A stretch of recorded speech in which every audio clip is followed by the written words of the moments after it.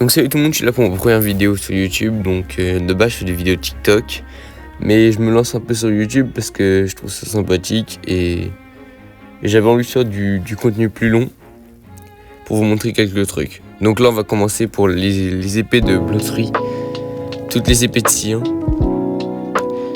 Donc là on a les deux premières épées, donc le katana et le sabreur. Donc le katana est à 1000 $ et le sabreur aussi. Donc c'est sympa. On passe à la suivante. Donc là ici il y a un boss qui va spawn normalement tous les 15 minutes je crois. Et il s'appelle Saw et en gros il va vous donner...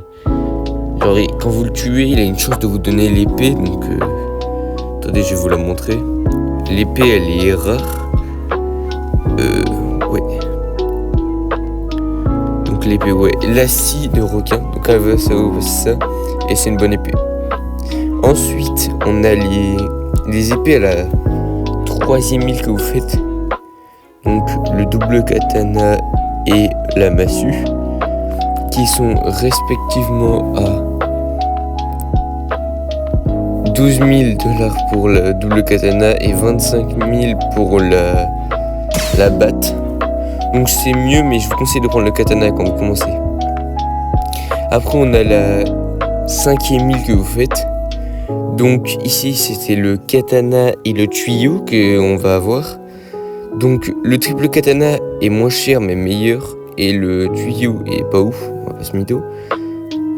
Le tuyau est nul, hein. Je vous conseille de pas l'acheter pour l'instant. Pour ce. Après on change d'île. Donc là on est à Skypiea. Donc là c'est les armes qui sont vraiment très chères. Donc là ici je vous conseille pas de les acheter. Donc quand vous arrivez sur l'île, ça va coûter trop cher. Donc il y a les doubles épées qui sont vraiment nuls, je vous conseille vraiment pas de les acheter. Ils sont éclatés. Même moi je les ai achetés, parce que j'ai toutes les épées du jeu, mais sinon je vous conseille vraiment pas de les avoir. Ils sont vraiment nuls.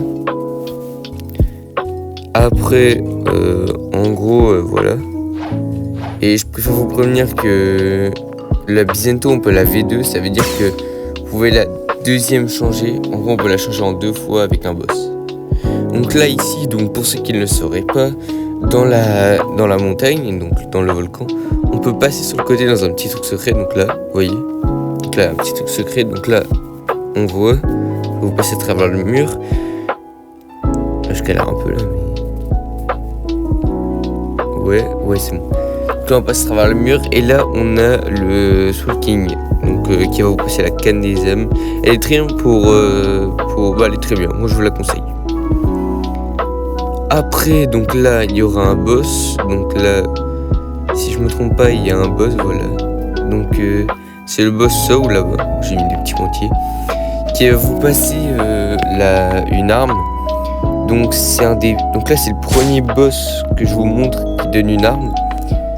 Donc le chef Warden, il donne, fun fact, il donne la plus grande arme du jeu. La plus longue aussi. Ça veut pas du tout dire que c'est la mienne. Là il ne l'a pas droppé, mais sinon vous avez une chance de l'avoir. Je sais plus combien c'est la chance, mais ça va. Donc vous pouvez déjà la drop dès le début. Donc là on se retrouve dans l'île des hommes poissons. Donc c'est le deuxième boss que je vous montre où on peut dropper une arme dessus.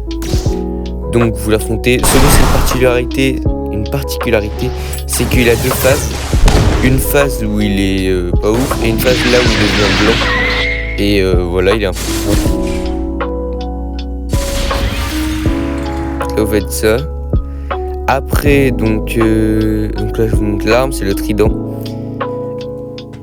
Donc là, je vais vous montrer. Donc là, c'est Shanks. C'est après une quête. Je vous ferai montrer la quête, comment la faire. Donc là, c'est Shanks, la quête. Donc là, il a pas spawn, mais je vous mettrai une image. Voilà. Donc il spawn toutes les, je sais pas combien de temps, et il vous donne le sabreur, qui est selon moi la deuxième meilleure arme à avoir dans cette scie, après la Bizento. Donc là on passe déjà à la dernière arme malheureusement. Bah heureusement. C'est une autre arme où on spawn sur un boss. Donc c'est Ener, qui va vous donner le pôle qu'on peut V2. Ceux qui ne le sauraient pas. Donc voilà, donc on le tue, sympa. On le tue et si je ne me trompe pas, c'est plutôt drop, mais il doit pas être si... Je crois que c'est 10 ou 10% toujours. Donc là, faut voir si je l'ai eu. Non, je l'ai pas eu. Mais vous voyez que voilà, on aurait pu la drop. Donc elle est là, Paul V2. Donc on peut Paul V1, putain. Paul V2, on peut mettre en Paul V2 en C2 avec les raids. Donc bah voilà, c'est la fin de cette vidéo. C'était pour vous présenter toutes les armes qu'on peut avoir en C1 de Blox Fruit. Ouais, je sais que tout le monde à peu près sait où sont, mais je ferai une partie 2, je pense, avec les épées de la C2. Voilà.